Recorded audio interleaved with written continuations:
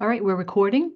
And just a reminder that this is a dual meeting. It's a meeting of the Finance Subcommittee of the School Committee. And concurrently, there is a meeting of the full School Committee because we do have a quorum of school committee members present. Mariah, who's the chair of the Finance Subcommittee, will be acting as the chair of both. And that's it. You can take it away. Thank you, Betsy. Welcome everyone to the February 26th, 2025 Finance Subcommittee of the School Committee. And as Betsy said, we are running a concurrent meeting of the full School Committee. We are going to go into several quick reviews of minutes and other approvals, and then we'll get into the meat of the meeting. So the first item on the agenda is the approval of minutes from the February 5th, 2025 Finance Subcommittee. I'll make a motion to approve. Can I get a second? Second. Thank you. Carolyn, how do you vote? Yes. Val? Yes. And I vote yes. Then we also have approval of gifts, approval of grants, and review of grant applications. Am I correct, Betsy, that there are no grant applications to review? It's just the gifts and grants? That's correct. Okay. I just wanted to make sure I was a little confused by the materials. So for the gifts, we have two gifts. One is an anonymous gift for $5,000 to ACE scholarship for students to be able to attend the Dominican Republic over February vacation, which was just ended. And then the second gift is to Parent Child Plus for $300. This is a program in BEEP. So these are very generous gifts. We thank the donors. Can I get a motion for acceptance? I'll move it.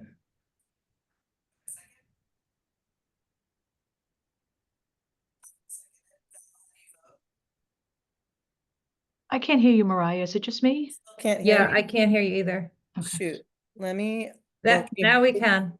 I think maybe I'm putting my hand somewhere that I shouldn't be on the microphone of the laptop. Sorry about that. Okay. I'm also kind of hoarse.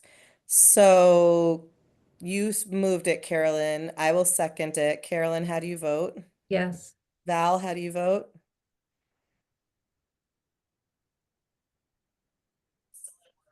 Presume still not able to join us completely. So I'm going to vote yes. Does that count, Betsy, or do we need to come back to this one for a vote? I think we should come back just to Okay. Why don't we come back then in that case to all of the votes because we Okay. don't have Sarah yet either, right? That's right. Okay, so we're going to we're going to skip 2D right now so that we can go on to the first item of budget development for next year, which is continued discussion of strategies to increase revenues and contain costs. And there were several questions from the school committee about some of the proposals that have been brought to us. And the first one is about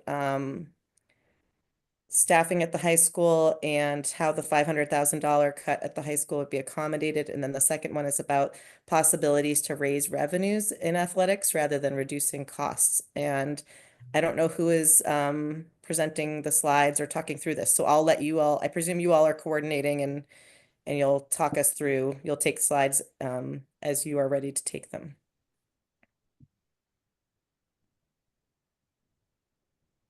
So I believe you said we're going to let the high school go first, Mariah. Is that what I heard? Yep. So why don't we jump there?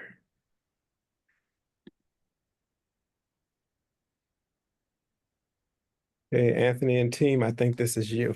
Okay, why don't I start with this, Dr. Guillory? Thank you, and thank you, school committee members, for having Hal and Kyle and me, and we're happy to join district leaders to answer some of the questions. So since before break, my team and I have been working with district leaders on the reduction in impacts to BHS. I would say just candidly a $500,000 cut at the high school would impact many aspects of BHS. I list some here. We certainly would need to look at our administrative team and our administrative positions.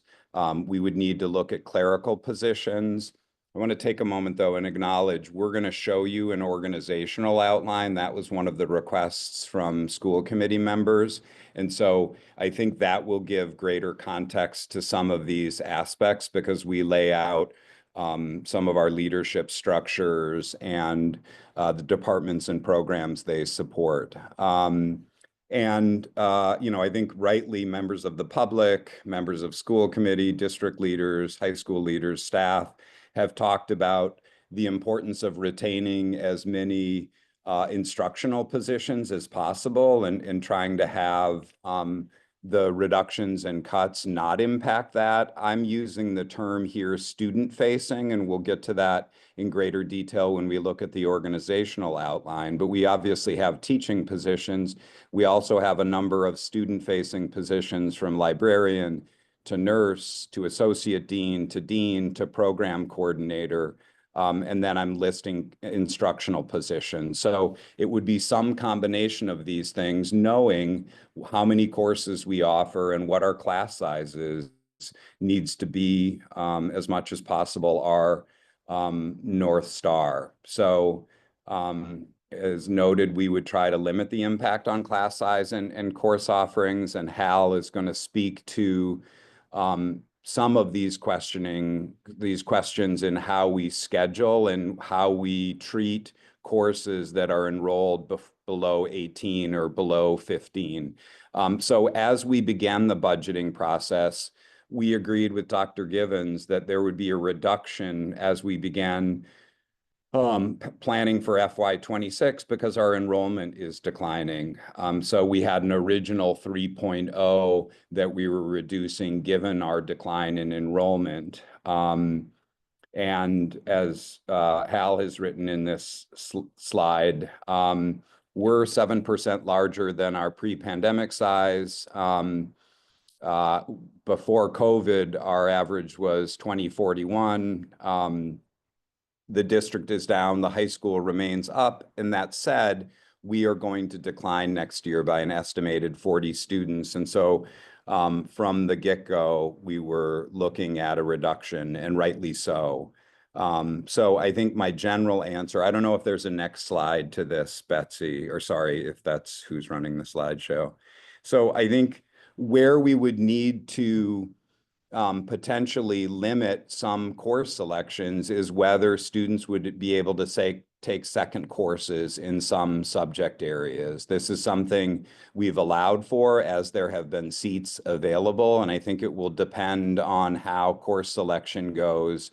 And then we move from what courses students select to how many sections do we run. Again, Hal will speak to this in greater detail, but examples would be juniors who are taking pre-calc who also want to take statistics, or a more common example is juniors who are taking biology also opting to take AP Chem. And then we also have seniors taking 2 social studies classes. We have some students, a low percentage, who take 2 languages throughout their time in the high school. I think we would need to look very carefully at how this would impact the number of classes we can run. And so that might be a limitation. And now it looks like we're getting into a larger slide, and Hal, I'll keep going here, but you can add in as well. We do run some performing arts classes smaller than a threshold of 18 students, and some of those for good reasons, such as size of, Carolyn, or we have a great performing arts digital audio class, and it is in a rabbit warren of a classroom on the first floor, and it can only fit X number of students. And so it's capped at a number like 12 or 15 just based on class size. But then there are also some, just as an example, some performing arts classes that we don't get to the threshold of 18 students and run them because of the great interest in performing arts, and we love the program. But we would need to look carefully at those classes. And we worry about the impact on our after-school drama program. So we have a very open dialogue with Kenny on this, and trying to plan for that. We also run some wellness classes. Helen's favorite, we have swimming. And we just run it at really small numbers, and it's an important class for students who don't know how to swim or learning how to better swim, and that those would be hard to run depending on the size of our reductions. Hal, is there more that you would want to say there? I could go into a lot more detail on any of these. I'll defer to the committee's questions if they have additional questions about this, but I can certainly go into a lot of detail, and as many layers of the onion as we want to peel back, I can go into details on how this happens during sectioning and what goes, what that process is like. And before I see Jesse's hand is up, before I do, the second bullet on this slide says there's a threshold of 18 students. I thought that the meeting we had that was reduced to 15 students, giving you greater flexibility in running smaller classes, I guess. Was that not the I case? think we were asked both ways. I think originally you're recalling correctly, at least from my perspective, Mariah, that the slide on Thursday, the 13th said class sizes at the high school from 15 to 25. I think in conjunction with Jody, we were looking at both 18 and 15, and Hal can speak to both of those thresholds in terms of examples where we might run something smaller and examples where we have, but in this environment, we wouldn't. Hal, do you want to offer? Yeah, I mean, there's a whole host of classes that we don't, that we would keep at 15. For example, in the drama area, we have the shop class, the set building class, essentially. I've got power saws in there. I've got all sorts of equipment. We don't want more than 15 kids in that room, just as we wouldn't want more than 15 kids in the wood shop over in the UA building.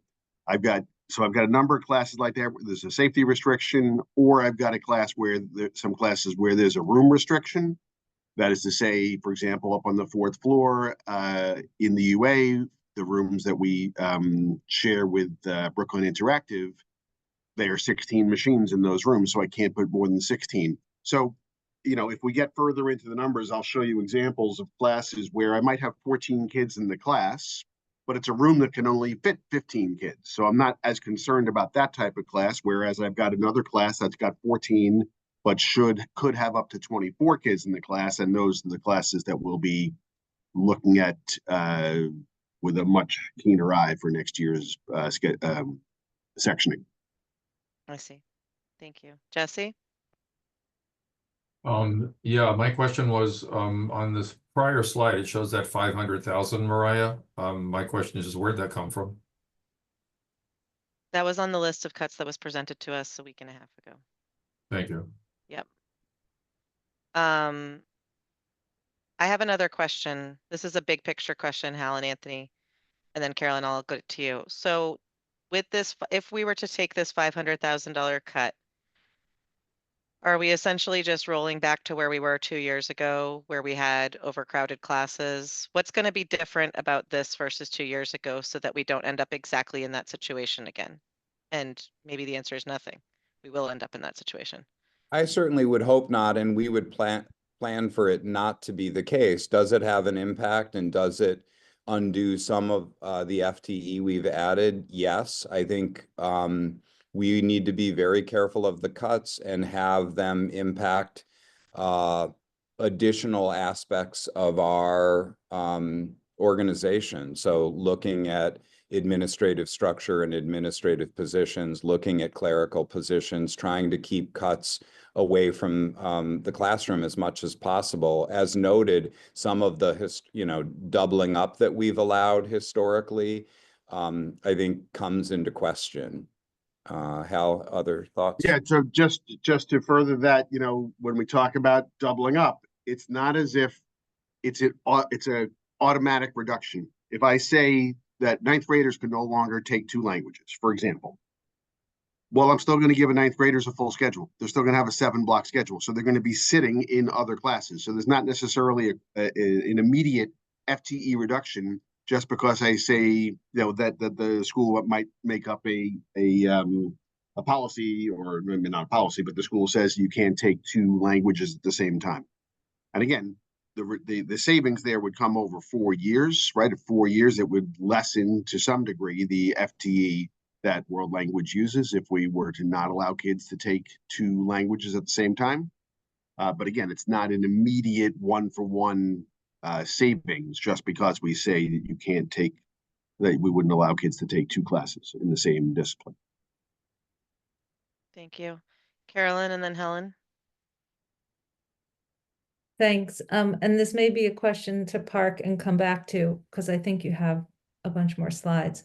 But I'm interested, if possible, and it might not have to be today, in understanding a little bit more about the efficiency or how FTEs are used. Like, I'd like to be better educated about the 4+1 structure and releases. I'm not sure if releases are the same as +1, but I'm just interested in sort of hearing about that and whether there's sort of wiggle room there for like keeping teacher student facing without reducing as much. Sure, Carolyn, I can take a swing at describing the 4+1 model as long as that's something Mariah, you and the team and Dr. Guillory want to hear about. I'm I happy. think there's a lot of interest in the community and questions about how it works and whether there are efficiencies there. So you explaining how it works, I think would be beneficial overall. Absolutely. So the 4+1 model dates to Dr. Bob Weintraub, and the idea was largely around two things. How do we recruit and retain really strong, excellent teachers? I should say three things. How do we have the core academic teachers have very manageable loads in terms of grading, especially. And how do we also support students in general education through programs like tutorial? So most specifically, or at least specifically, we have in the core academics minus English. So English teachers written into the contract have just 4 classes, with the idea and the reality that those teachers are conferencing often, and it's akin to a 5th section. As an English teacher myself, and Hal can attest to this, just the grading of papers and efficient grading of papers, really important to have those 4. For math, science, social studies, and world language, we also have a 4+1 model where there are, we would say, 5 teaching assignments, but 4 traditional courses in the department, and then a 5th teaching assignment that I think we came to a school committee meeting last year to describe. So that is largely tutorial. Calculus project would be another example of a 5th teaching assignment, and a 3rd concrete example. Second teaching in world language. Second teaching in world language. Thank you for noticing. I was drifting off for a moment there. Yes, is a second teacher in some of the world language classes, beginning 1, beginning 2, where we've got large numbers of students and large numbers of students on IEP. So it is not co-teaching in the traditional sense of a regular educator and a special educator. It is 2 world language educators. So we understand that we have resources, and the district has resources in 4+1, and we know how important it is to recruit and retain our best teachers. And we worry a great deal about not having this program moving forward, both for recruitment and retention, and also the programs that we support, like tutorial, a mainstream academic support program. Hal, did you want to add something? Yeah, I mean, I was just going to talk a little bit more about tutorial, but I think you picked that up at the end. I mean, we think that's a really vital function for the school for a lot of kids who don't have access necessarily to outside tutoring, that some kids do, but many do not. And, 9th grade is especially where we concentrate that resource, and it is a valuable resource for kids. Hopefully they get weaned off of it. Hopefully it's a 1-year thing.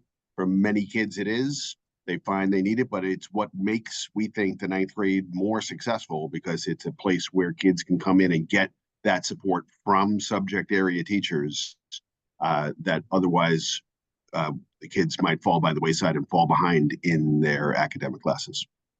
And thanks, Hal. I also wanted to, Carolyn asked a second important question, which course releases. So I would describe those as rare, and with 4+1 in particular, we've tried to stay consistent that those are student-facing, student-supporting positions. There have been a couple of examples. As we were developing WISP a couple of years ago, we used a couple of +1 assignments in order to support the creation of that course.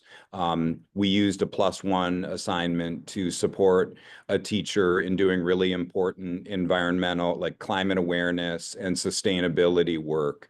And we would argue that's very much student impacting and school impacting. In terms of course releases, those are generally, when we've had them, through the Innovation Fund, though I'm sure there are some examples, given the size of our faculty and staff, where we've had course releases. I know, for instance, one of the Innovation Fund proposals that's moving forward involves a course release, but that would be funded by the Innovation Fund in order for us to revise a long-term course into a really powerful learning experience. So Carolyn, I hope we answered your questions.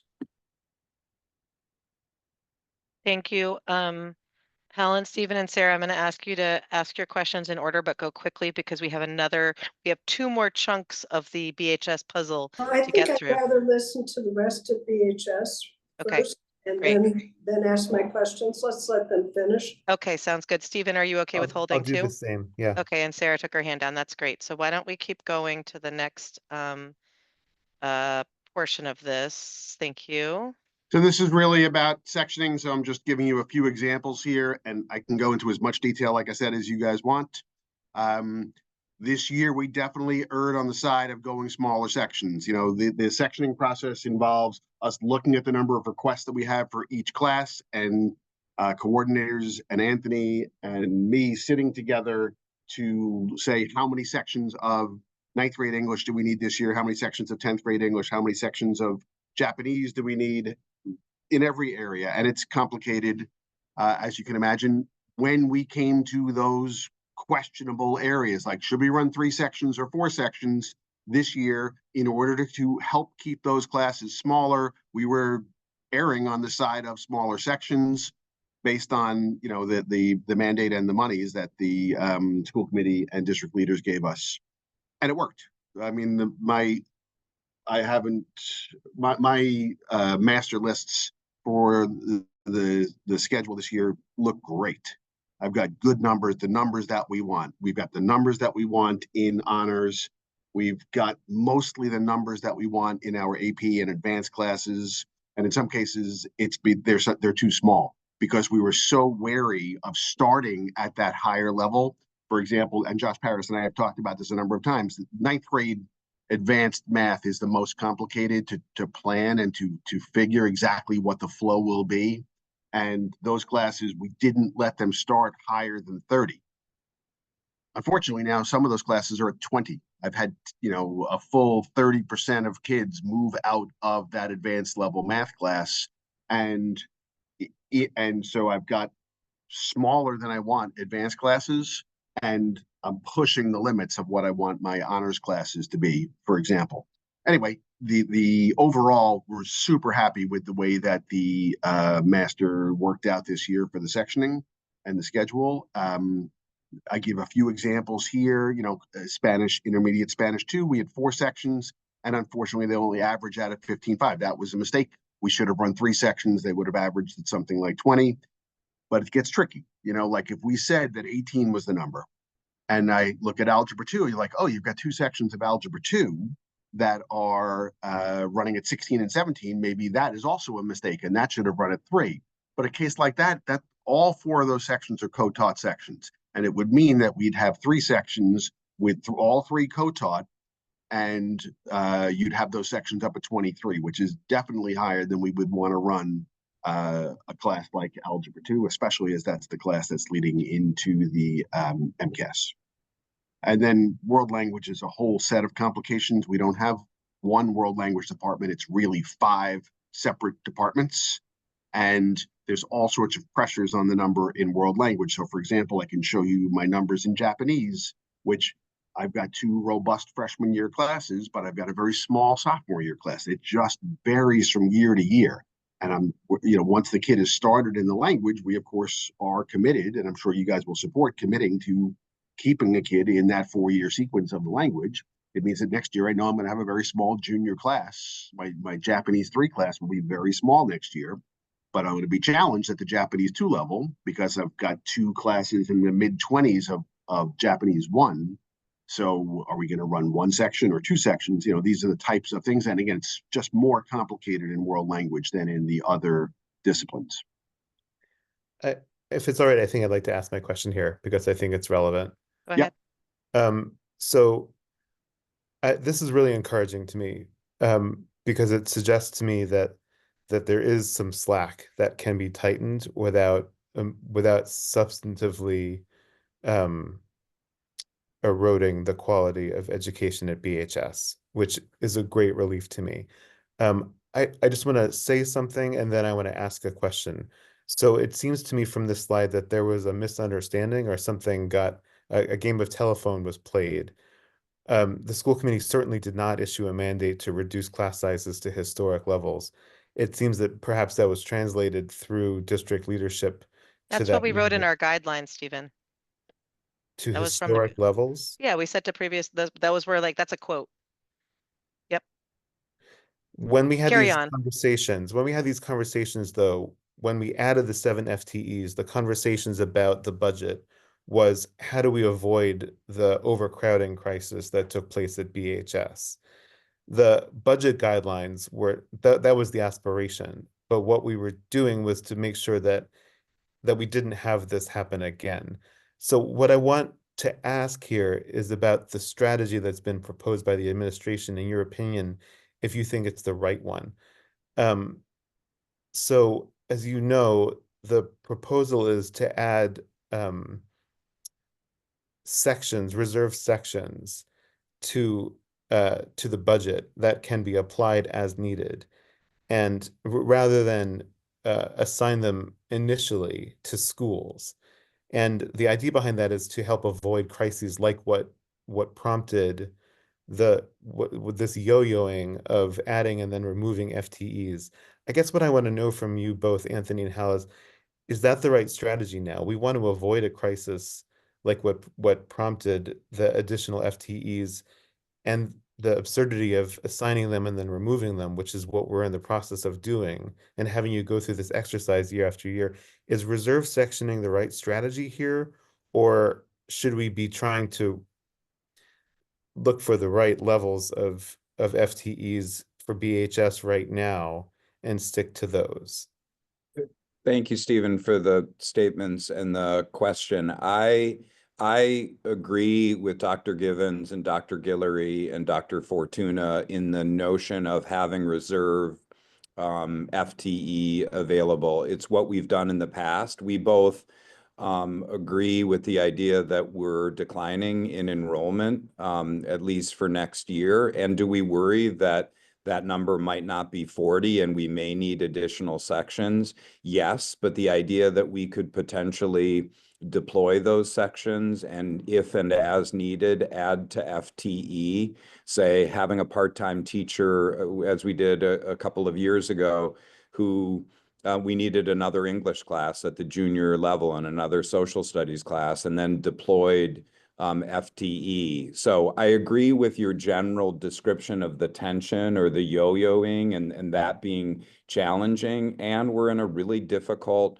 financial scenario right now. And I worry about our pre-K to 8 program and what our district is offering in general. And so in my reality, we need to reduce at BHS.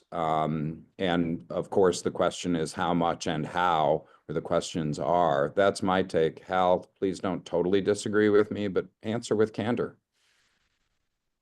Are you sure? Yes, please. Okay. It's it will definitely be a useful mechanism. It has been a useful mechanism in the past for exactly the type of scenario Anthony's describing, where it just became obvious to us we had miscalculated, or 30 more kids walked in the door than we were expecting, and we couldn't figure out how to make sophomore English work or junior math work, and getting that extra 0.2, or moving those pieces around helped. It's very hard to find people. It's not always so easy for us to find that 0.2 person, or to find the person currently on staff that might want to increase or move their FTE. So it's a complicated way of addressing it. So ideally, yes, we would have the right number to begin with and go from there. But the reality is it will be useful, I'm certain, in August, when we have the actual numbers. Again, it's just there's so many variables that happen with the high school's sectioning, and if it's 10 kids move in and we get 10 extra kids and they sign up for a certain pattern of classes, it's going to immediately point to us that we have a problem, that it's going to be really difficult for us to fix. So knowing that there's some reserve out there that we'd be able to bring in, even though hiring at that point or changing people's FTEs or moving assignments around is not my idea of a fun way to spend that part of August, knowing that it's there will certainly help us. Thank you. And Stephen, just one quick additional answer. I think as we look at class size and in courses where we have, that are core graduation requirements, our eyes need to remain on those balls. And I think what the bigger issue is going to be some of the smaller academic elective classes. So those that don't go towards graduation requirements, but say a global leadership or a social justice, which are really great courses. But I think as we're looking at a decline in resources, we're going to need to make careful decisions, as Hal said, about where we're cutting our sections and how we're working with splits, and how some of those additional offerings that we've had will be impacted. And we're in a more austere environment, and our department heads are excellent and generally work really, really well with us around making sure that in social studies, 9th, 10th, and 11th grade are really well supported. And then we look at senior year and those offerings. Sorry, there are 3 years of social studies, 3 years of required social studies at the high school. We want to Thanks. keep going to do you have the staffing slide in here too, so we can see the staffing overview? Yeah, I There's think more. Okay. Yeah, we can skip this slide and just go right to the next one. I think this is. Yep. So this I created to give us an idea. It might be a little blurry, at least it is on my screen. It's okay But here. No, those Okay. are your guys. Go ahead, Hal.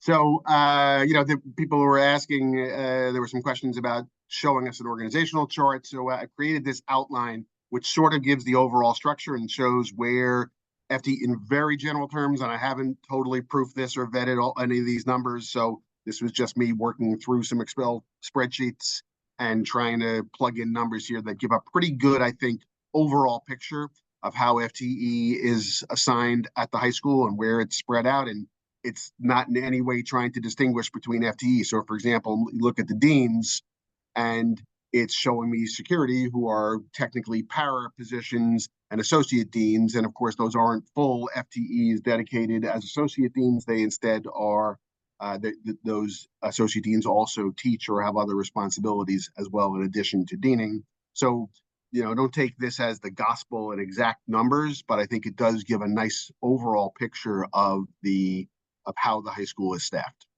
Hal, it's super helpful. And I think I'm just going to quickly say, I appreciate the idea of no names and not talking about specific positions or potential reductions in this format. It's work that we're doing internally and in concert with district leaders. But as Hal said, we're listing 5 names. Those are unaligned leaders at the high school. You see those on the left: head of school, assistant head of school, our director of special education. And I want to be clear, that's a joint position. That person, who's wonderful, is housed here and is also a part of the OSS leadership team. So it's an OSS position, but very much at the high school and supporting our wonderful special education students and staff. Then you move into, we have leaders who are Unit B, and Hal has nicely listed the curriculum coordinators. And in almost all cases, 90+% of cases, our curriculum coordinators, maybe 100%, not only support and supervise our teachers, they also teach a class. And so it is not, those are not 1.0 leadership positions. They are positions based at the high school, or in 3 cases, wellness, visual arts, and performing arts. They're K to 12. And in all those cases, they also teach a class at the high school. You also have Unit B leaders listed within special education under Robin Fabiano. We've got a special ed coordinator. Our special ed department is very large, as you can see. And so just by sheer supporting, supervising, and evaluating teachers, there's a need for a manageable caseload to do our best work for the people doing the most important work, our teachers. And so we list a coordinator and a therapeutic program coordinator. Those are 2 Unit B positions. I want to be transparent. There's another position not listed that a year ago we would have listed that is still partially at the high school. That is our Winthrop House, now a director level position that is approximately 70% at BHS and 30% in the middle school program at Driscoll. So that individual has taken on more responsibilities district-wide, is less active in supervision at the high school, given their split between 2 places. So you have here listed Unit B department leaders. You have dean staff, both are unaligned deans, and then underneath them, 6 associate deans. Those individuals too have a 0.8, 0.2 split. They supervise and support hundreds of students, and then they also are teaching a class, or if they have another licensure, they might have a caseload of guidance students that is 0.2 or 20% of a typical load. And then you have to the right both our ACE and SWS as 2 alternative programs with Unit B leaders serving a number of students that's listed there. We have an athletic department of 5, and as you can see, we serve a whole number, 1,200 plus students there, and Kyle will speak to that in the end. And then these are listed elsewhere also, but BISA, our secretarial staff, and our custodial staff. So those are the pieces I'd highlight, knowing there are questions. Before we take questions, I just want to reiterate what Anthony said, which is we can ask questions about structure, but I would like no comments on or suggestions of if there's anything someone thinks that they would like to remove, and that's not something we're going to talk about in this meeting. This is not the place or the time to make those kinds of comments. Everyone deserves the respect of having those kinds of conversations happen through appropriate channels, which is not here. So again, questions about the structure are great. Comments about things, reductions people suggest, not the place. Go ahead, Val. Thanks. Mine's actually about 4+1. Anthony, I think you, through Linus, an email I sent to Linus, answered that if teachers were teaching 5 classes, that would reduce FTE by 17, I think. And I'm curious now whether how tutorial and programs like calculus projects were or were not counted in that. So were those counted as academic blocks? I hope so, but I guess I'm just curious how those were calculated in that question.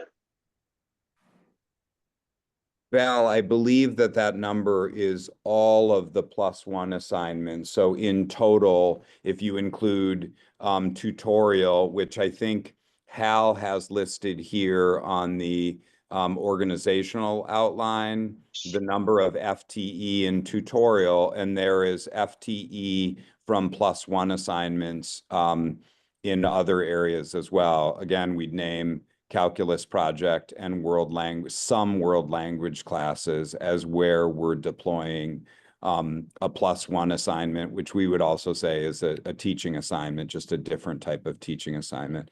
Val, does that worry that I'm not answering your question?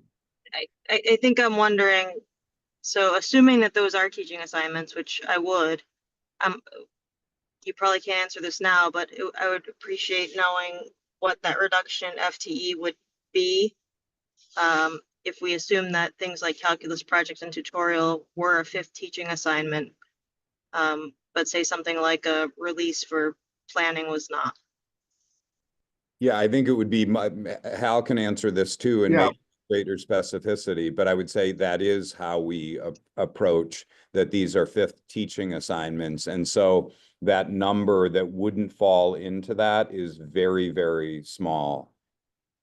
Hal? Thank you. Thank you. Yeah, so in simplest terms, and again, don't take these numbers as the gospel accurate truth. There's definitely some revisions that, let's call this a draft organizational outline. I probably should have labeled that. But if you can assume that for the most part, the 22 math teachers, the 22 science teachers, the 21 social studies, the 23 world language, all of those would be included in the total. 10 or 50 of those teachers in total are directly in tutorial. A number then additionally are doing things like a math center, is that vital before school, sometimes after school math center, science resource center, just really important resources that many students use and push in and rely on for their work. Some of those others, again, some of that balance, so that's 50 plus ones that are doing math center. Some are pushing into scholars, some are pushing into calculus project. So if you look at all those, as we agree with you, Val, those would be academic classes, academic support classes for those teachers. What comes after that, and then including the world language second teachers, which we can go into more detail about why that's such a necessary and why that's a different model, say, than the other departments. You're leaving over just a few that are in less direct impact for students. Thank you. Carolyn and Helen, and I want us to go I fast think- because we still have to get to Kyle as well. Yeah, And I think I was. we're running late. Go ahead. I think I was before Caroline. Go ahead. Just Remember go I quickly. said, okay, real Just go quick. quick. Yep. First of all, thank you so much for putting this all together. I think it's really important because the high school is a very complicated place. And Hal, I don't envy you trying to put together schedules. It must take a mathematical genius to do it. Let's not get carried away. Okay. That being said, I'm looking at this chart and I'm seeing, for instance, 2 areas that sort of I'm questioning. For instance, the ACE program has 6.5 FTEs with 55 students. And we just at curriculum heard that some students even go to Mass Bay College. So that may be less at times than 55 students. I guess I question that ratio and if we can afford it. I don't question the program. I think the program's a great program. I think, it serves some kids extremely well, the kids who are in it. And I think we need to have more kids in it, maybe include 9th grade, get the numbers up to 15 per class. And then I would feel comfortable with, the FTEs, or more comfortable at least. At this rate, I think we have less than 10 per FTE. That's one. The other, I would be interested, and I know you don't have this now. It just seems to me, I in the past don't remember so big a special ed staffing at the high school. And I'm wondering, I have 2 questions. Has our number of students on IEPs gone up? And what did our staffing look like 5 years ago, or 7 years ago, something like that? 33 paraprofessionals, I assume, are one-on-ones. And I'm curious about how that works. Sure. Thanks, Helen. Why don't we try to take those thoughts or questions in order. So I think just in terms of the ACE, you're right in terms of the FTE and the number of students served. I think one thing that we learned over the time of ACE was having a special educator embedded in the program was really important, given the 40+% of students on IEPs who are in ACE. And that position is actually owned by OSS/special education, and they, by choice, deploy that to ACE. I think it's an ongoing question regarding, I know that a small size, a class size and community size is important to ACE. And in these times where we're looking at our overall program, it's really important to look at how we're deploying FTE in ACE, which, as you know, is a strong program, an award-winning one. And we need to look at it also and work with Dr. Beyer to look at how many students are able to have access to that. And in the same way, that's an ongoing conversation with SWS, in that it's really important to keep that overall size at a reasonable number to foster the sense of community. And so that's ongoing work we do with Dan Bressman, the program coordinator of SWS. In terms of special ed staff, paraprofessionals do a range of things. There are some one-to-one aides, absolutely. There are also a number of program aides who serve, might be in a classroom, but they're serving a whole classroom of students. We also have paraprofessionals, as Hal noted, who are security folks, and I don't think they're They're double. included there and under the other No, part? I think they're probably, Oh, those are separated. I think I would have a harder time articulating or knowing how our special education staffing over 5 years. I would say that we have landed an incredible director who has worked really well with Hal and me, with her team and our team, to just say, where can we find deficiency? How are we deploying staff? We can certainly circle back to the question with greater. Yeah, you can come back to me with the answers. I can give you a quick answer on that. I do have the numbers from 5 years ago, just pre-pandemic. I have, okay, go ahead. Yeah, and again, these are not, this chart here is not the gospel numbers. It's not fully vetted, as I'm saying. It's up a bit. If I look just at teachers excluding paras from 5 years ago, I have 58. And that probably might have included some of the Unit B people as well, 58 FTE teachers, but that would also include the psychologists and the social workers and the BCBAs and the ETFs. So marginally larger now than it was 5 years ago. The numbers of student IEP has probably grown a little bit, but not a huge amount. And again, we will get better numbers for that and share that with Mariah and the committee. Thank you. I appreciate that. Just one other quick comment. Quickly, yeah. The algebra with the 23 kids in the class has 2 teachers. Correct? This is what you were saying. If you were to have done that, is that a problem? Yeah, that's 23 would be too large for that class. 23 in a co-taught class is too large. We want those to be 20. And the other issue is getting the right ratio of kids who are on the have co-taught on their grid, and students that are just in the class because that they're in the regular geometry class, for example, or algebra class in that case. And so the fewer classes I have, the more the class becomes, a majority special ed class, which is something that we try to avoid creating. Okay, thank you. Carolyn? Yeah, and I guess what I want to say at this point is this is extremely interesting, extremely important. I have several more questions, but I'm really nervous about the time right now because we also have a bump up against another 7 o'clock meeting. We have a ton of people here, some of whom I'm guessing want to speak. So I guess I wish this was happening at a time when we had a lot more time to dialogue with Hal and Anthony, because I really appreciate this. So I guess I'm going to ask Mariah, like, do you foresee, can this sort of happen again at a full school committee meeting that I wish we were having tomorrow? Because I do have questions, but I don't want to delay us more. Let's talk about that. We can figure this out. Sure. Okay, then Yeah. I'm gonna skip my questions, assuming that we're gonna have more opportunity. Okay. Why don't you write them down and send them to me so we can keep them in the hopper, if that's okay. Sure.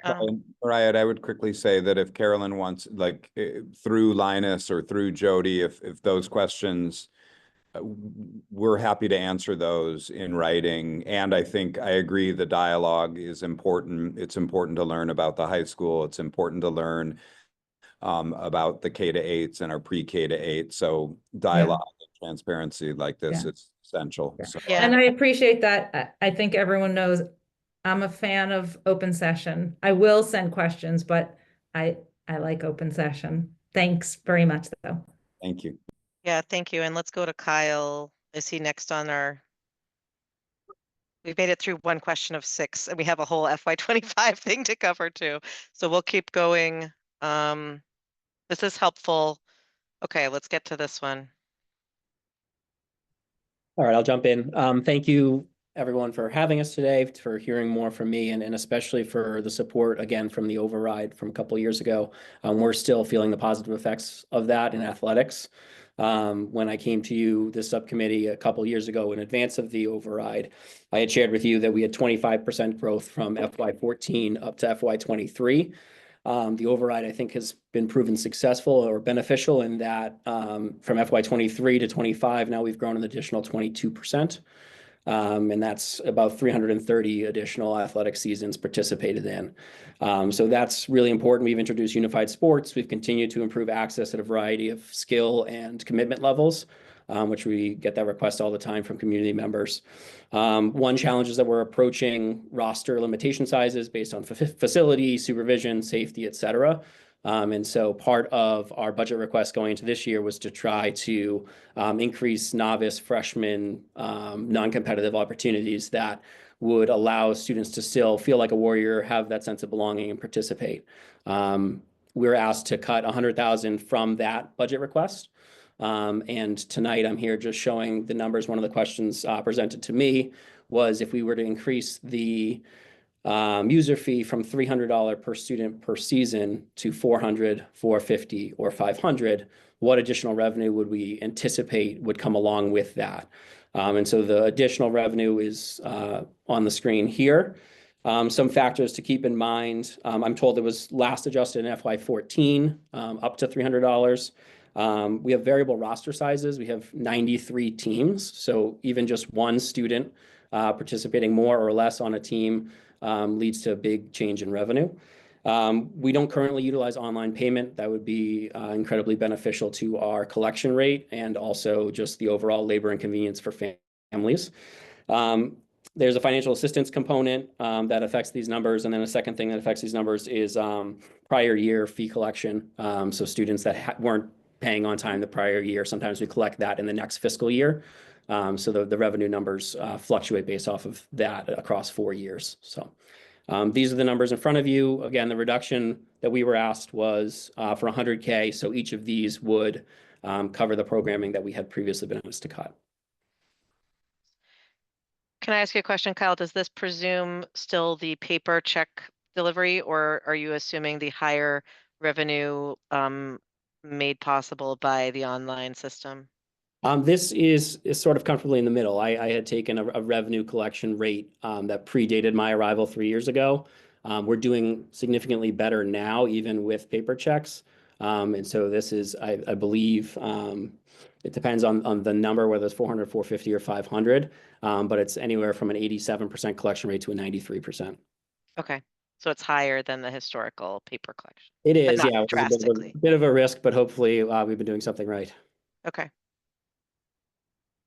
When you send these slides over, do you mind including the assumptions that back up these numbers or the math, just so people can understand those, how you got from this to that?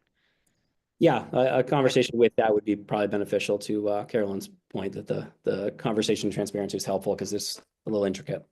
Yes, okay, that's very helpful. Thank you. So essentially, if to bottom line this, if the school committee were to vote to increase the athletic fees, we could not only not make the reductions that were proposed to high school athletics, but actually return some revenue for other purposes. Is that an accurate summary? That would be my understanding, yes.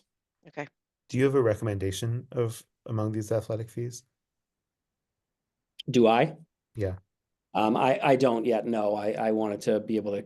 Oh, I'm sorry, Maria. I'm sorry. That's outside of the scope of this meeting. I apologize. I think that that's something that school committee can decide. I asked them to present a range of options, and that's something we can consider ourselves when we get there. Apologies. Yeah, no worries.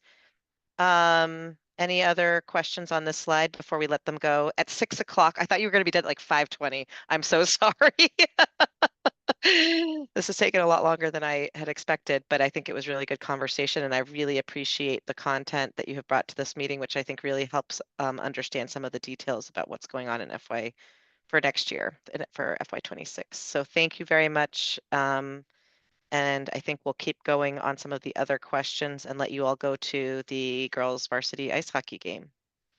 Thank you so much. And certainly we can talk a lot. So it's mostly on us and we appreciate the opportunity. So thanks, everybody. Thank you. Thank you. I just want to foreshadow the rest of the meeting, which is we have more questions on 26. We're going to go back to get the update on 25, and then we have public comment. So we have quite a bit to do in the next 30 to 40 minutes. We have a hard stop at 6:45 to be able to provide the time to prep for our 7 p.m. meeting. So I just want to contextualize that for everyone as we race along with the rest of our presentations. So Linus, are you up next or is Susan up next? Okay, thank you. So this was another question provided, which is, can the primary METCO grant be used to offset special education expenses for METCO students? This is a follow-up to a conversation we had at a finance meeting a month or so ago, where there was a separate METCO special education offset grant, and we were curious about how special education services are covered. So I think you captured the essence of it there, Mariah, that these program, the current METCO grant it's considered an available space, and it's the funds there are directed to assisting the students somewhat with materials and supplies, but quite a bit of ours goes into staffing support, like adjustment counselors, METCO liaisons, certainly the director, the transportation costs that are affiliated with METCO, and then some after-school services. I'm not sure if Malcolm is online, but don't want to talk over him if he's there. The grant also is noted that it covers 4 teachers currently, which is a little bit more than 4. It covers 4 of our PSB teachers right now. And DESE is actually getting a little bit stricter in terms of METCO grant utilization, and looking at what portions or what fractions of existing staff should be covered by the grant. But ensuring that the resources, again, as we're talking about, are in student-facing as direct student service applications there. So METCO does also offer additional grants to offset special education costs, but those grants have to be applied for. Those supplemental grants have to be applied for each year. And they're very little money. Very little money. Yeah. Okay. Carolyn, go ahead. Thanks. And also I would suggest maybe we can bring this to a full school committee meeting. Because I think we need just like with the ideas grant, I think it would be helpful to understand the full allocation. Like I'm looking in the budget book and it says 21.4 FTE under METCO. And this says 4 teachers, but honestly, I don't want to get into this now because I think the FY25 update and public comment is more important to me, but I think we do need, I would benefit from understanding how the grant is fully allocated. Yeah, no, absolutely. So this wasn't meant just to say that it's only 4 teachers, but it was that notion that DESE is getting more stringent about how the funds are utilized for existing staff within the district structure as such. So, and Brookline happens to be the second largest Metco district, so we received the second largest funding source from DESE regarding Metco. So, Thank you. and there was a question about the rationale for the increase in Metco staff. You can see the breakdown of serving 300 students. It's what we typically average. We're a little larger than that right now at 303 from K through 12. And the question is, what is the rationale for the increase in Metco staff? I believe the request was for 2 additional advisors or liaisons. BHS has one liaison is dedicated to BHS, and 6 are in the 8K8s. Each school, Lincoln, Pierce, Driscoll, and Hayes, has a full-time advisor liaison, while Baker and Runkle share a liaison, and FRR and Lawrence share a liaison. And so the notion there would be to add 2 additional support staff so that each K8 school would have its own advisor/liaison. And we can definitely dig more into that when this comes back before the full committee. Thank you.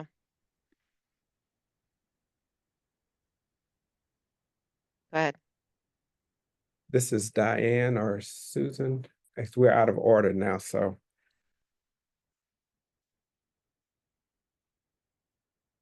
I can speak to that if you wish. Sure. Thank you.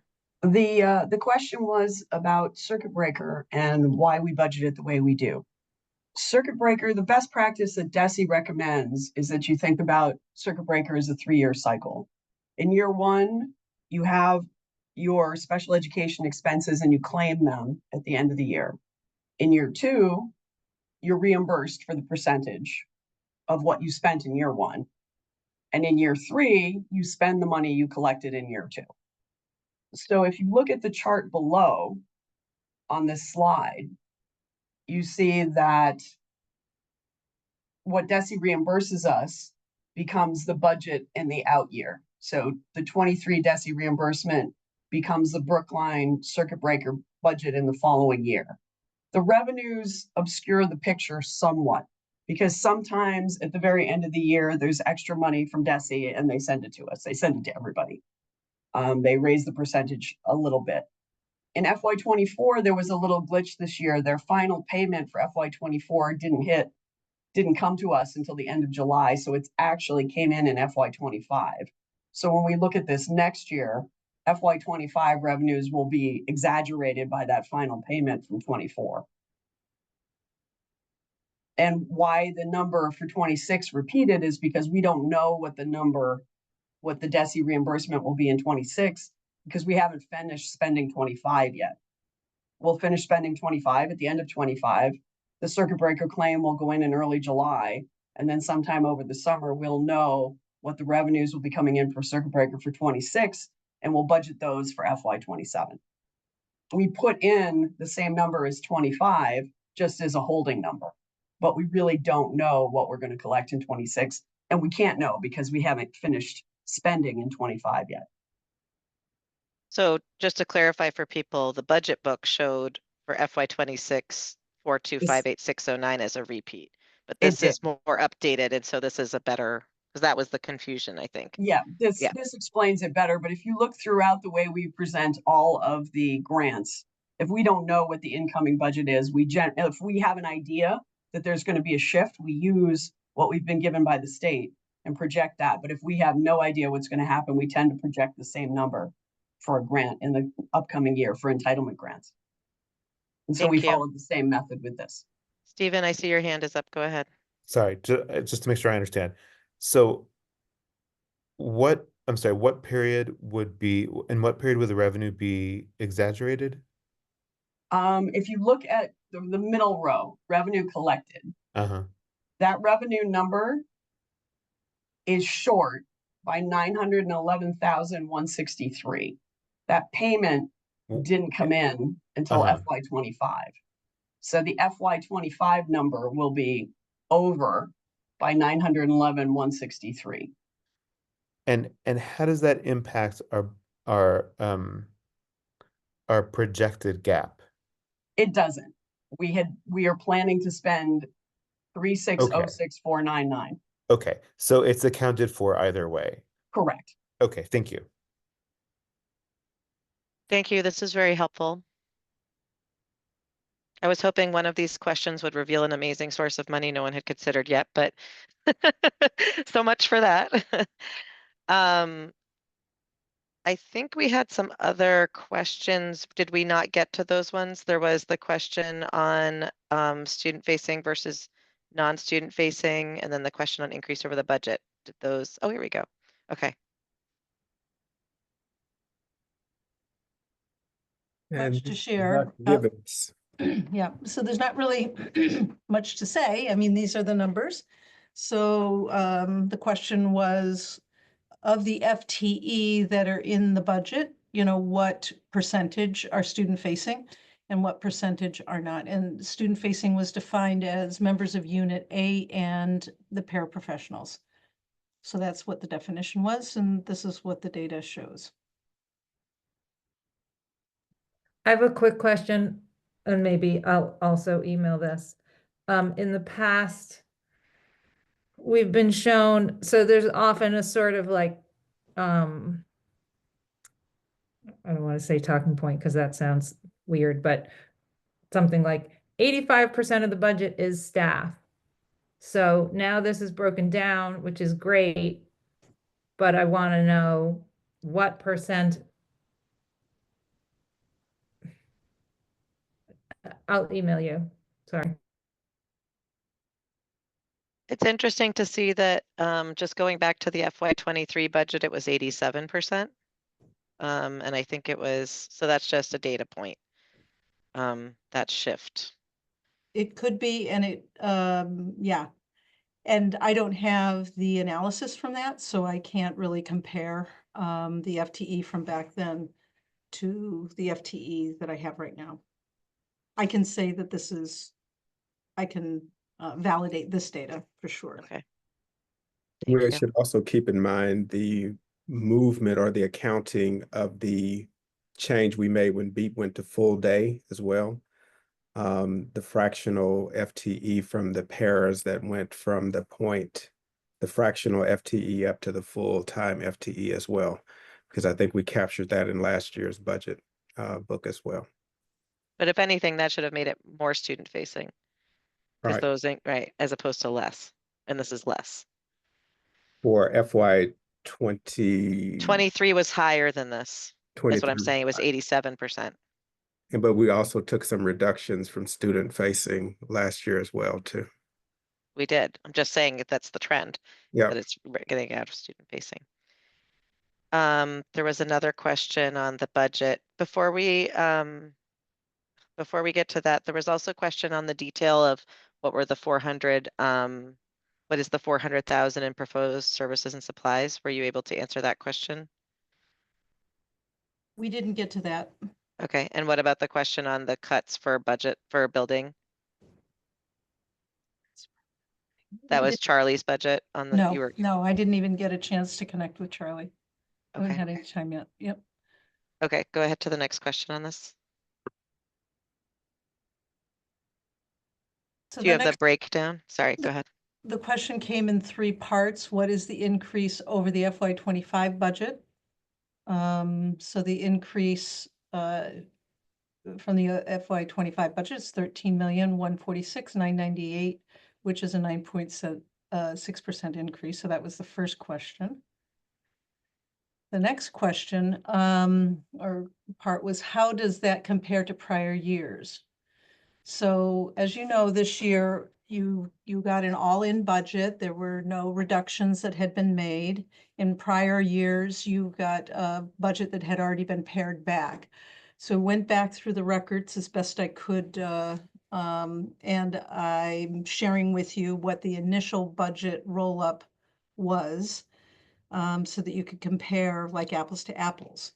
So last year, before the budget was submitted to the school committee for consideration, it was $5 million higher. So the number, when we rolled up the first iteration, was 143,642,989, which was 7.4% over what the budget was in the year prior. I went back and looked at information that I could find for FY24, and my best estimate of what the original roll-up before it came to the school committee was 133,730,588. And then in the second column is what your final budgets were. So the question about how does it compare to prior years, I gave you what the final budgets were, and then what the roll-ups were. So I hope that that is the question that was being asked, or it's my best interpretation of what you were looking for. So always higher when you first start out your budget build, and then you winnow the budget down to the available revenues. So that's the answer to that question. I didn't get a chance to get to the third part, unfortunately, for tonight. We focused our attention on getting you the FY25 information, right? And if this is not what the answer to the question that you were looking for, certainly let me know, and I'll give it another shot. But that's how I interpreted the question. Stephen, wait 1 second, and then we got Val, Carolyn, and then you. Go ahead, Val. Thanks. So Susan, I'm still wondering what FY26 would look like if we rolled FY25 forward. So contract obligations and whatever we're assuming for inflation for non-contract items. And I will have that for you at the next meeting. Okay, thanks. Yep. Carolyn? Yeah, I guess I just want to reiterate, like, so it's 6:17. I feel really uncomfortable about this. There's a lot of people here. I'm guessing. Carolyn, you're not sharing the meeting. Let's just get through this so we can get Okay. to that as opposed What to I meta would talking like about to it. request that we delay our executive session until after public comment is completed at this meeting. I'm not trying to chair the meeting. I'd like to request that we delay executive session. I can't answer that question. I'm not Andy. Let's just keep going. Stephen, do you have another comment? Two things. One is why I wanted to support what Val said, but the bigger question was, Susan, my what Val said was my understanding of the question that I think you were trying to answer here. My question is still looking for an explanation of the drivers of the budget gap. I thought that was part of what was going to be answered in the next tranche of answers from you and from Dr. Guillory. So I'm still looking forward to that. And we'll have that at the next. We just couldn't get to all of the questions and get the FY25 stuff before you tonight. So okay. I actually want to support what Carolyn said. If we could push this longer, I would like to hear from the public commenters too. So if Andy's here, I'd like to ask if we can do that as well. I think he is. I can't do that. I'm here. I think we need to keep to our posted meeting schedule, which means that we need to start the next meeting at 7 o'clock. We're going to get some of these answers that people have. We just need to keep going through this and public comment. We will work hard to get people heard. Let's go through FY25 and then turn to comment. We'll have at least 15 minutes for comments. I don't know how many speakers we have, but we will hear who we have, and we'll hopefully give them at least a minute or so.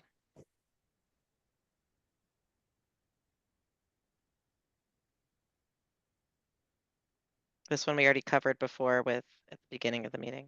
Yeah, so I think that's the conclusion of the questions. Well, then we should be getting to FY25, correct? Correct. Okay.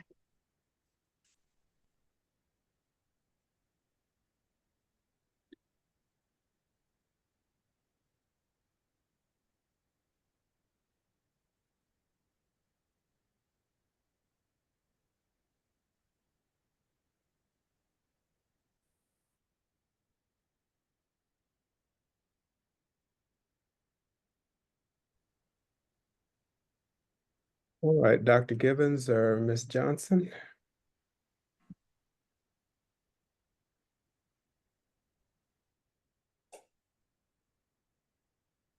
Susan, you're on mute if you're talking.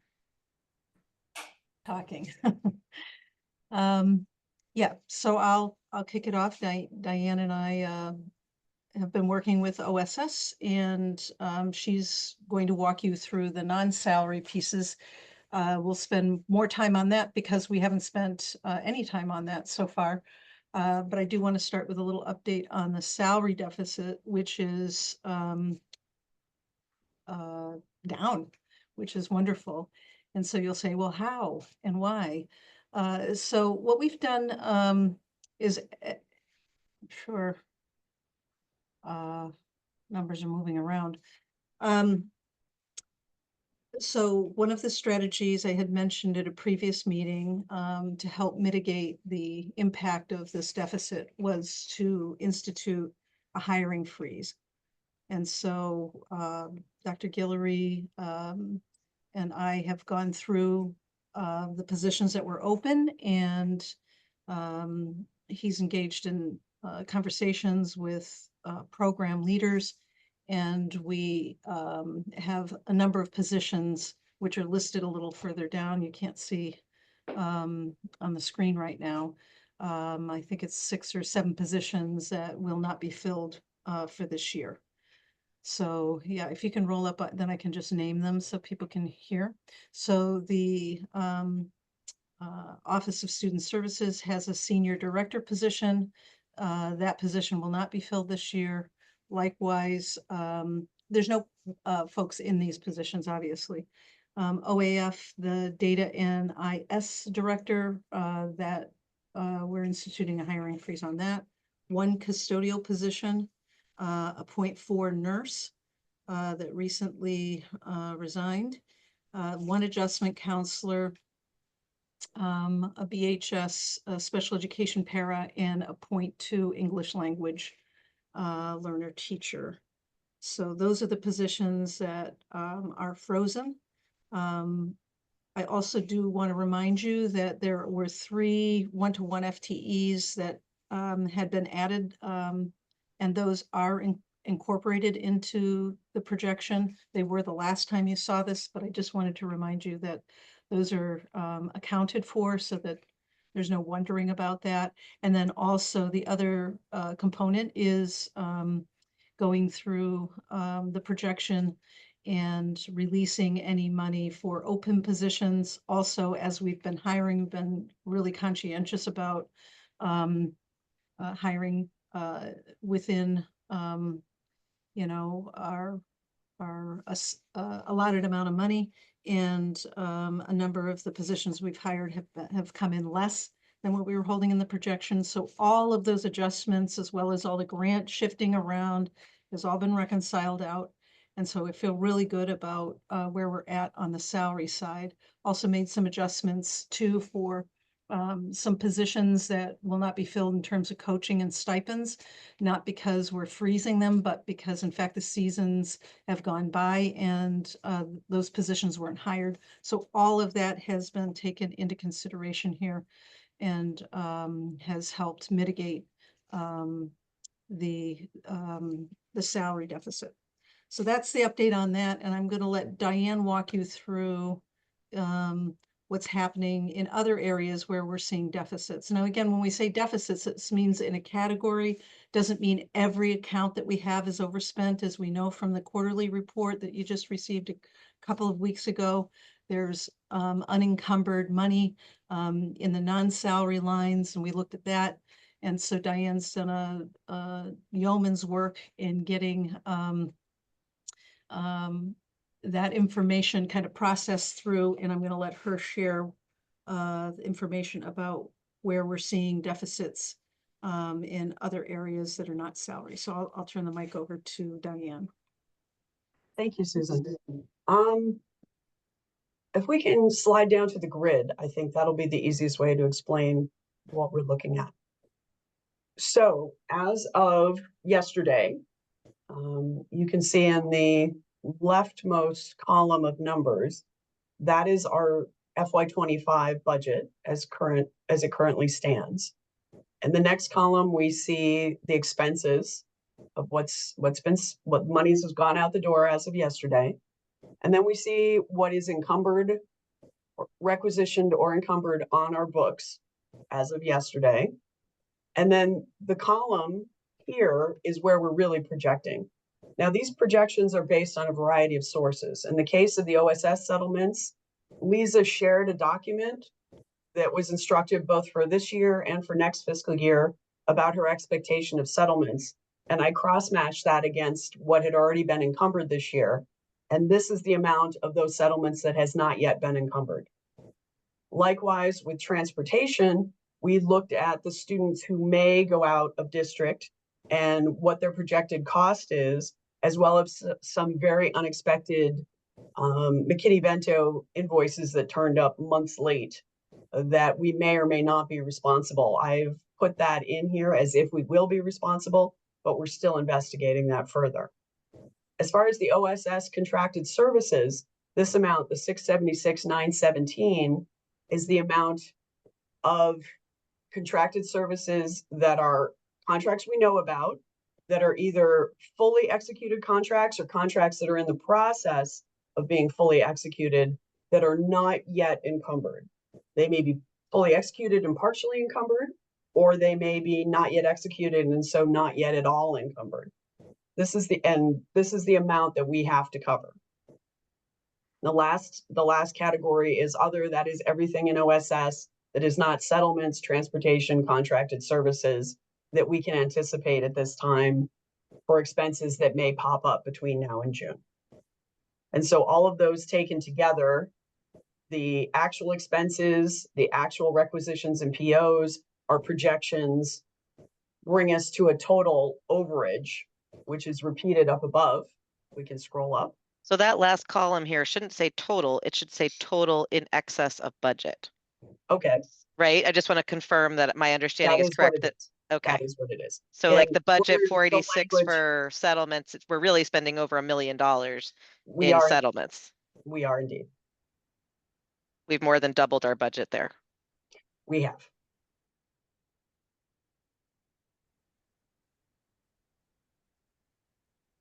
So these are these. Sorry. So Mariah, can you just extend that to the rest? So what are we actually paying for You transportation? have to add the first column and the last column to get the total here. What's represented as total is actually total in excess of budget. Because the total expense here, total projected expense, there's no column there. So it's budget, and then that last column is total in excess of budget, which is, if you do a whole bunch of plussing and minusing all the way across these columns, that's what you're going to get. But basically, that means that OSS settlements were over $1 million. Oh, and so they're more than 100%, So I'm sorry, so 150% in excess of budget. So what columns am I adding, for instance, to get First column and the last column. Yes. First and the last column. So Yep. it's 4 million for transportation. Right. 4.08. So we've Okay. overspent by 10% in transportation, but we've overspent by 150% in settlements, and we've overspent by 70-something% in contracted services and by less than 10% in other.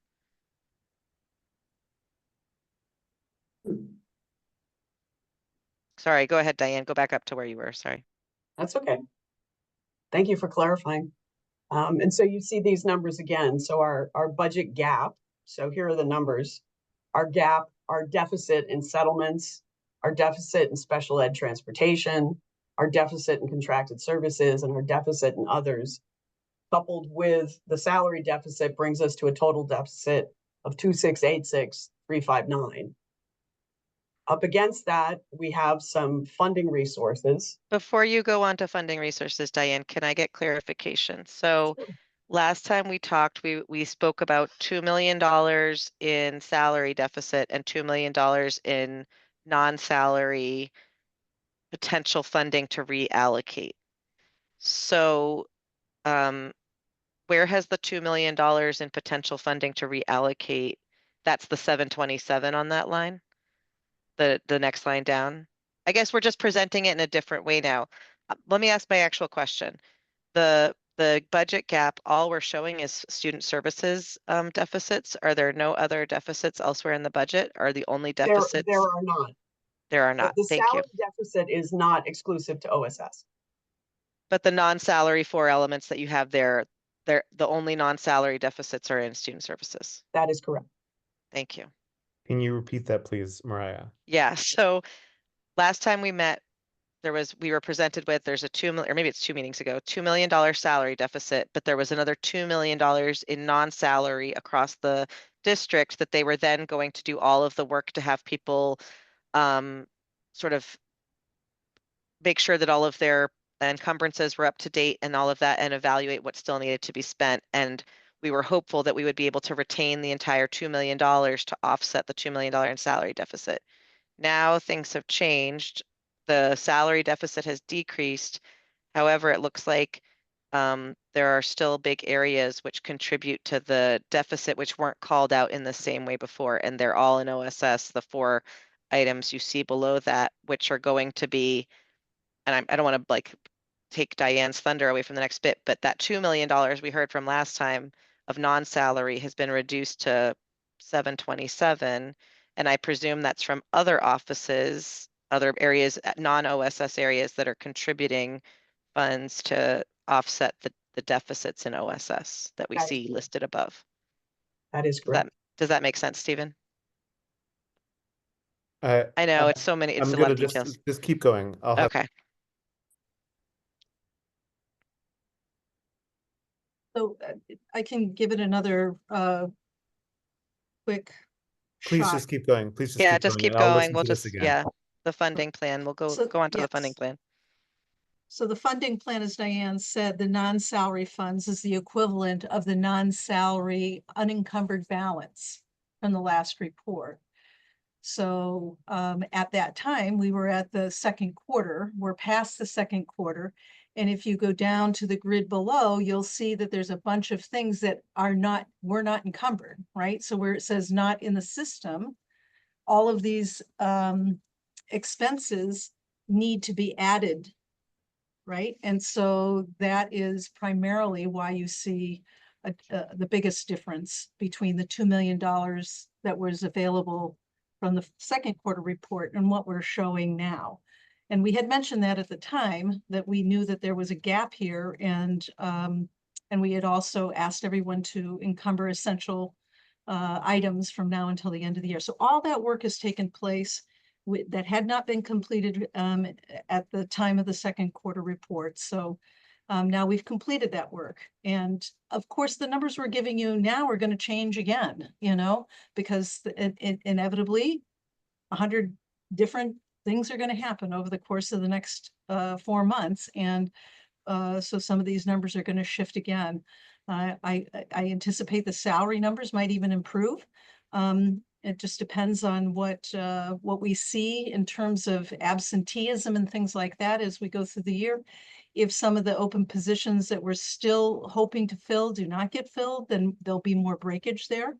So that will improve the situation as well. But for right here, right now, the non-salary funds that are available to help offset the deficit we're estimating about 727,223. And then Susan, I think similarly, the way you all talked about the salary, what we asked people to do there, we also asked them to do that, as Diane was articulating, for the non-salary items. And so, for example, one of the big ticket items in that non-salary funds available is the equity audit. It's included. That money has been freed up to go back into this fund, and it's part of the base there. And so each senior leader School principals, each budget manager, we've asked them to scrub and double scrub their POs, their requests to see if there was anything they could defer or delay. And this is the initial result of that. And we're asking them to even take another look at that as well, to say, what is it that you absolutely need to get through the end of the year? What can you defer for a year and pick it up at a later time? And so this is how we were able to identify this pocket of money at this time. Thank you, Linus. Do you want to talk quickly? I want us to, in no more than a minute, get to the public comment. And we will be able to take at least 15 minutes of public comment. Absolutely. And Thank so you. these last two items, again, I had mentioned before that we would, and these are really, this is the last one-time revenue that we have available to us. All of the other revolving funds had previously been tapped in order to offset deficits from prior years. I feel pretty comfortable with being able to use the fund balance that's in this amount of the fund balance that's available in material fees and BEEP, because there's a recurring balance at the end of every year that's greater than that. So what that tells me is the amount of money that we are collecting and the amount of money we're expending is coming in pretty close. But at some point in time in the past, there was an accumulation of funds that, and I can't go back and tell you how and when and why. I suspect it could have been during your COVID years when money was being expensed off the federal grants, that it enabled some of these other funds to accumulate balances. And so this will cause no harm to any programs. And so I feel at this point, it would be, although not, you know, my preference, I don't see any other option here to close the gap other than to use this one-time revenue. Again, when we use one-time revenue, when we still have expenses in the upcoming year, then that's what we call like that structural deficit piece that then you know, needs to be funded in the upcoming year. So that means at this point in time, if you take where we're at with our deficit projections and the funding plan, it means we're still a little bit upside down, but I'm pretty optimistic we'll be able to close that, assuming no, you know, significant out of district placements or other things catastrophic that we can't anticipate happen. I don't see that, but you know, I'm not clairvoyant, and there was a small possibility that something could happen that could change it wildly, but I don't believe that to be the case at this point. Thank you, Susan. Helen and then Suzanne very quickly, and then we're going to turn it over to public comment. Very quickly, I'd like to thank you for doing the hard work to make this budget deficit for this year go away. I think that's critical. I do not want to go for a reserve fund transfer. I see, you know, there has to be a way for us to accomplish all of this within our budget. And I appreciate the hard work that you've done to get it to where it is now. I would hope by the next meeting we would see no deficit. I mean, that would be my goal, that somehow we freeze whatever else we need to freeze to make sure that 59,000 goes away. Thanks, Helen. Suzanne, and then we're going to turn it to public comment. So if people want to put up their hands, I'll call them in the order that we are going to, and we'll just call them on the order that they raise hands. I just want to say again what Helen has said, just very quickly. Thank you to Susan and Diane and Mariah, all who have worked on this. Dr. Guillory, having a deficit of 59,000 as of today is something that we can deal with. And I think this is really good news. So thank you. This is great. Agreed. Okay, with that, and I want to say thank you also to the A&F team and to Dr. Guillory for coming up with a plan, highlighting that this is as you said, this is built on one-time funds. So the budgeting needs to come into alignment. It's not a good plan to use the one-time funds. Here we are, and we need to address the underlying issues. But at least we are out of the hole for 25 with a plan, and hopefully we will have to use even less of those dollars than are even projected right now. Okay. I see Jen's hand is up. Jen, I'm going to ask you to keep your comments to 1 minute if you don't mind, and we will hear from you. Go ahead. Absolutely. Thank you so much. I want to thank you very much for your leadership. Mariah, I'm impressed with your leadership tonight. I'm impressed with all of you. I'm very grateful for your service. I'm very grateful to Dr. Guillory for his service to the town.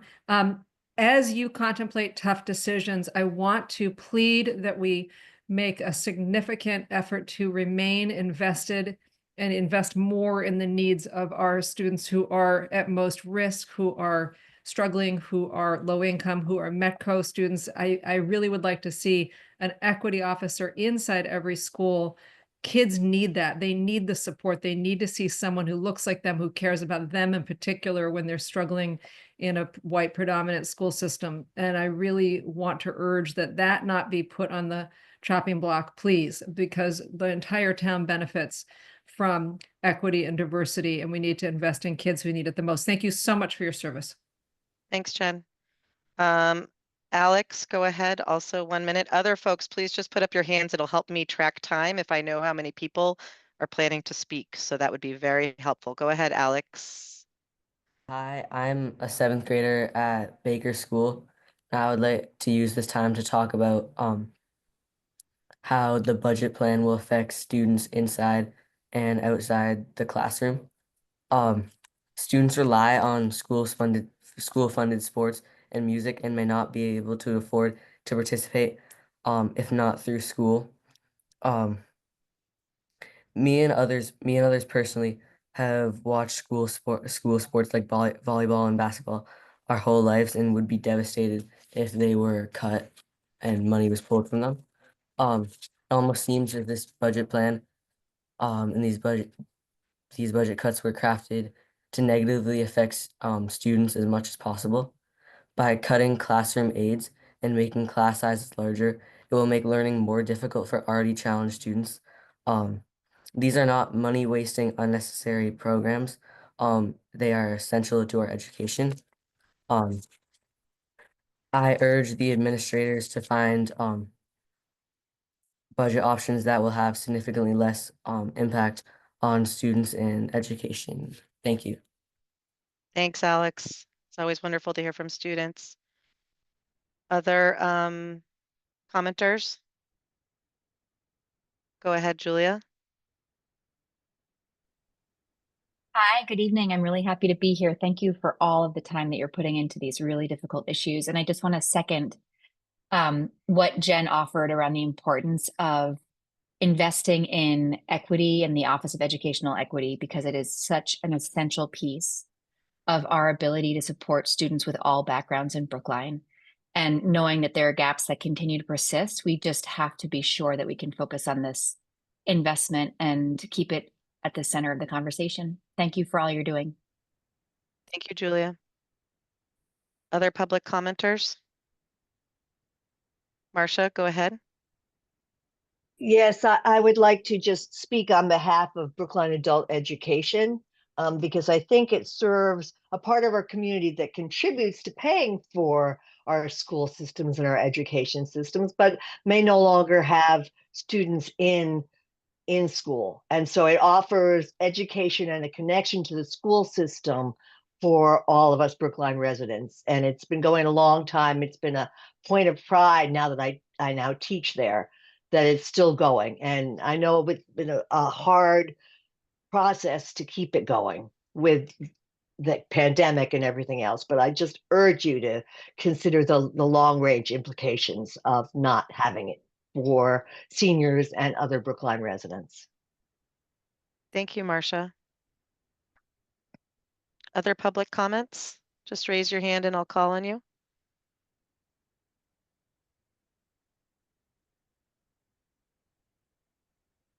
Mariah, don't forget, maybe we could vote on the gifts and the grants if we Oh, have. yes. Yeah. Well, let's let public comment go. Let's give people another minute or so. Okay. And of course, our advisory committee colleagues, you're also, of course, welcome to speak. You know that, but I'll just remind you that we always, you don't have to be told to raise your hand. So if you have anything to say, feel free. And I'll just announce maybe for members and members of the public that the meeting materials we use tonight will be on our website and on the town site close to probably 8 p.m. after this school committee 7 o'clock meeting. So you can look for those then. Thank you, Betsy. I don't see any other hands up, so we're going to do some administrative business right now. And if anyone wants to raise their hand or raise their hands, we can call on you when we're done voting our couple of things we have to vote. So the first thing is, thank you, Betsy, is voting to accept 2 gifts. The first is an anonymous gift for $5,000 for the ACE Scholarship Fund for students who went to the Dominican Republic during the February vacation last week, and then a $300 gift to Parent Child Plus for the Parent Child Plus program. Thank you to the donors, the anonymous donors for these gifts, and we need I'll make a motion for acceptance. Do we have a second? Second. Thank you. Carolyn, how do you vote? Yes. Sarah? Yes. Val? Yes. And I vote yes. Thank you, Betsy, for pulling that up. And then the next we have, I believe, 2 grants, if I recall correctly. That's right. Okay, so we have 2 grants to accept. The first is for $15,000 for Metco.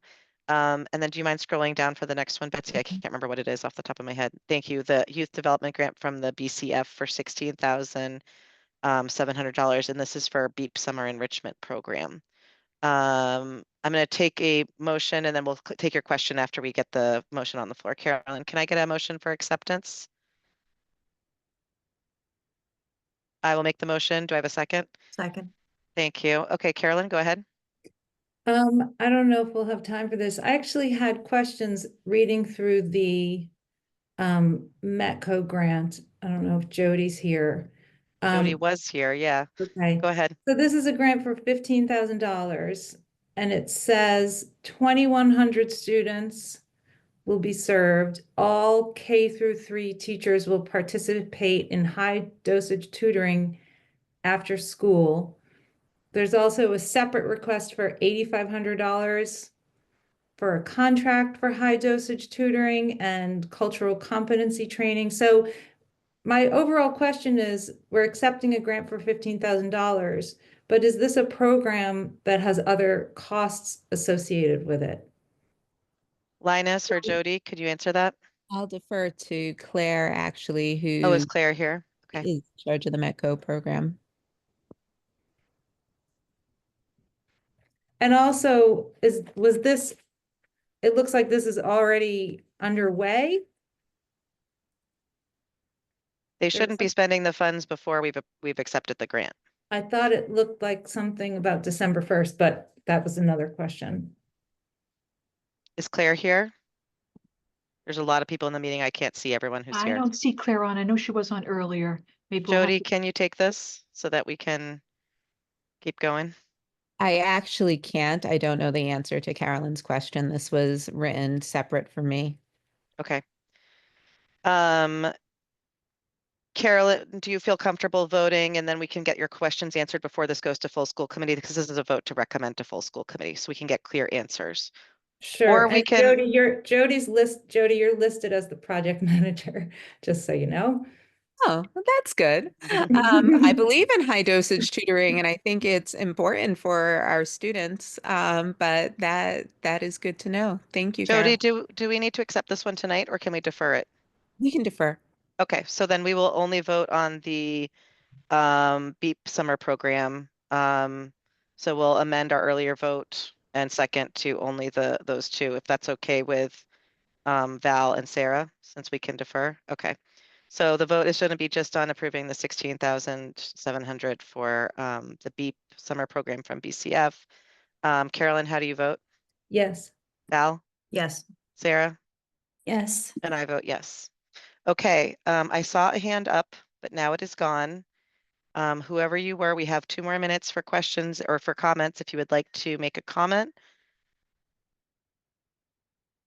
Go ahead, Vina. Hi, yes, it was me, and I just wanted to do what you actually asked. What you actually just did was to table that last proposal until we can speak with Malcolm. Malcolm's on the call. I was on just to chime in. wasn't expecting some type of grant to come up that was on the table. So thank you for putting on hold until we can get more information. I appreciate it. Sounds good. Thank you. Thank you.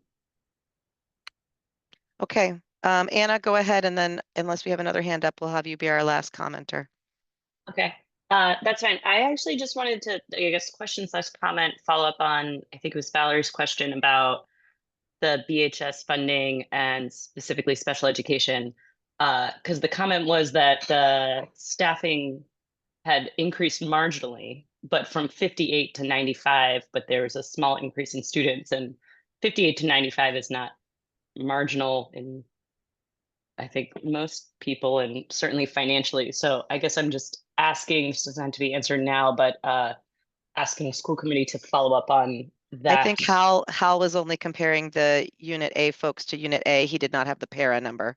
I see his hand is up. Is that correct, Hal? Yes, that is correct. That was, I tried to make that clear that the power numbers were not included there, so it was not an apples to apples number there. Thank you. Okay. Can we still get clarification on what the apples to apples comparison is over time? I think Hal, and you said you would provide additional information, Hal, so we can get that.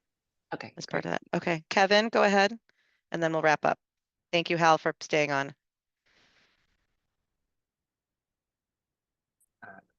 Hello, thank you. I just wanted to thank you all for being here, but also just encourage all of you to remember the impact that large class sizes has on K-8 students. Thank you for your time. Thank you, Kevin.